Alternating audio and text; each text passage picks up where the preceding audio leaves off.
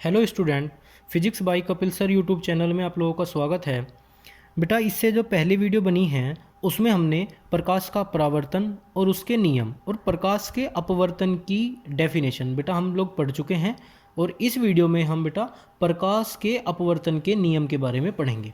ठीक है, जैसे प्रकाश के परावर्तन के दो नियम होते थे बेटा, ऐसे ही प्रकाश के अपवर्तन के भी दो नियम होते हैं। उन चीज़ों को पढ़ने से पहले बेटा हम कोई चीज़ एक चीज़ मैं आपको बता दूं कि जो प्रकाश के अपवर्तन की घटना होती है, प्रकाश के अपवर्तन की घटना में जो प्रकाश की चाल और तरंगदैर्ध्य तथा तीव्रता तो बदल जाती है, परंतु जो प्रकाश की आवृत्ति होती है ना बेटा, वो नहीं बदलती। मैं इस बात को लिख देता हूं कि अपवर्तन की घटना में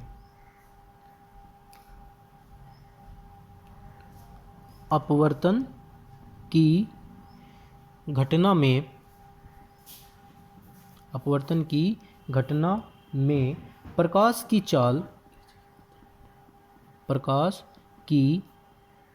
चाल तरंगदैर्ध्य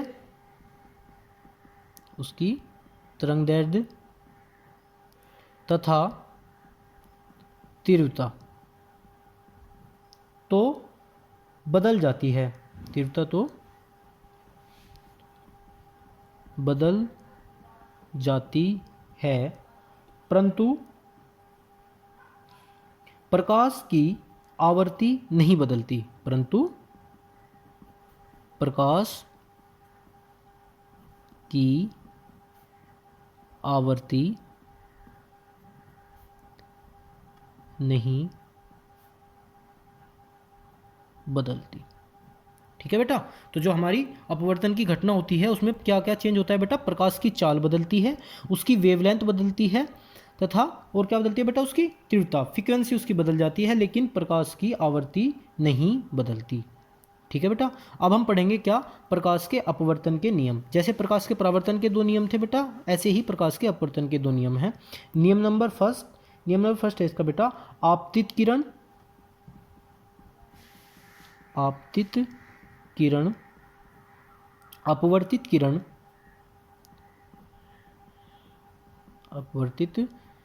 किरण तथा आपतन बिंदु पर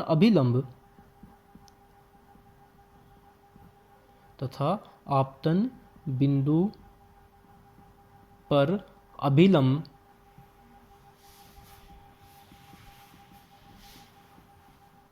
तीनों एक ही तल में स्थित होते हैं।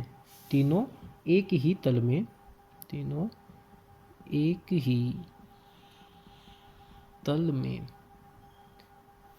स्थित होते हैं।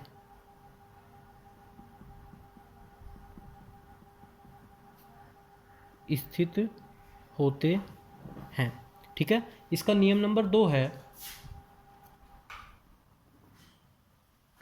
जिसे हम बोलते हैं बेटा, इसके नियम नंबर 2 को हम क्या बोलते हैं बेटा? स्नेन का नियम। क्या बोलते हैं? स्नेन का नियम, जिसे हम बोलते हैं sine I upon sine R is equal to नियतांक।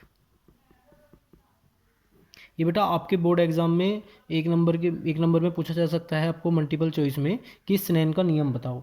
या अगर हमें इसकी डेफिनेशन लिखनी होती है तो वो लिखते हैं हम, किन्हीं दो माध्यमों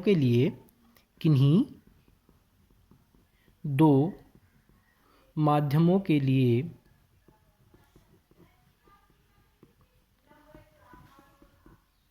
तथा एक ही तरंग के प्रकाश के लिए तथा एक ही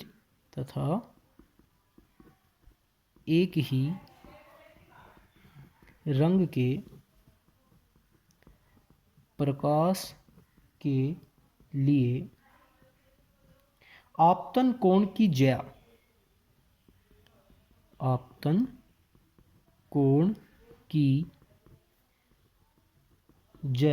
तथा अपवर्तन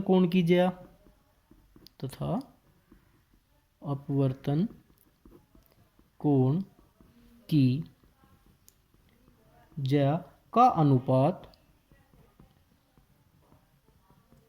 एक नियतांक होता है।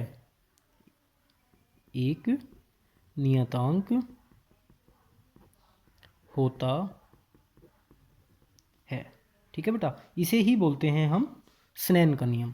तो बेटा अपवर्तन के हमारे दो नियम होते हैं, नियम नंबर फर्स्ट, आपतित किरण, अपवर्तित किरण तथा आपतन बिंदु पर अभिलंब तीनों एक ही तल में स्थित होंगे और किन्हीं दो माध्यमों के लिए एक ही रंग के प्रकाश के लिए बेटा आपतन कोण की ज्या तथा अपवर्तन कोण की ज्या का मान का जो अनुपात है वो एक नियतांक होता है। ठीक है बेटा, अब हम पढ़ते हैं आपका क्रांतिक कोण। ठीक है, क्रिटिकल एंगल जिसको हम बोलते हैं, क्रांतिक कोण।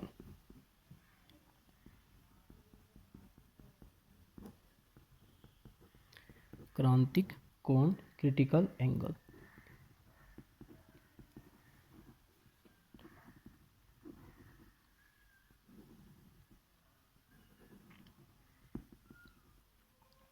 इसकी डेफिनेशन है बेटा, सघन माध्यम में बना वह आपतन कोण, सघन माध्यम में बना वह आपतन कोण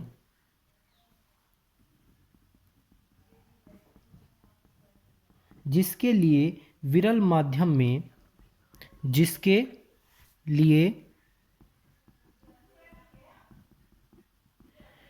विरल माध्यम में संगत अपवर्तन कोण, संगत अपवर्तन कोण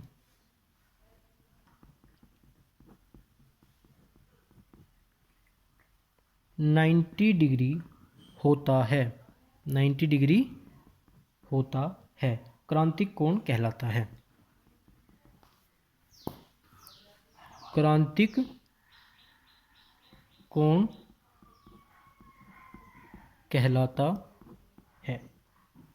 ठीक है बेटा, इसका जो हम डायग्राम बनाते हैं वो ये होता है बेटा कि ये हमारा कोई तल हो गया। ठीक है,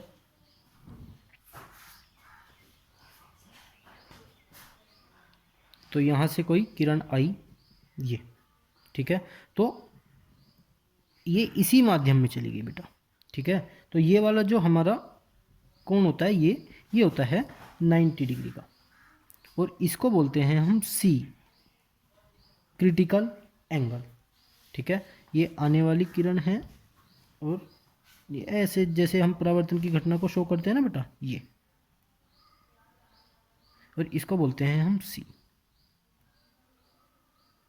ठीक है, इस पॉइंट को बोलते हैं हम बेटा ए, और इसे ऐसे दर्शाते हैं। या बेटा अगर हम इसको पढ़ना चाहें क्रांतिक कोण को, तो क्रांतिक कोण होता है, क्रांतिक कोण वह कोण होता है, क्रांतिक कोण वह कोण होता है कि जब किसी चिकने तल से या किसी लेंस या दर्पण से कोई किरण टकराती है, ये किरण आई, इससे टकराई, जब कोई किरण टकराती है तो वह किरण न तो परावर्तित हो और न ही अपवर्तित हो, न तो वो किरण बेटा परावर्तित हो न ही अपवर्तित हो। परावर्तित किरण का मान मैंने आपको कहाँ बताया बेटा, प्रकाश के परावर्तन में। कहाँ बताया बेटा, प्रकाश का जो हमने परावर्तन पढ़ाया था आपको, तो वहाँ आपको बताया था कि प्रकाश की किरण जब कोई आएगी चिकने तल से टकराएगी तो उस माध्यम में वापस लौट जाएगी, और ये बताया था बेटा आपको अभिलंब, ये आपतित किरण, ये परावर्तित किरण।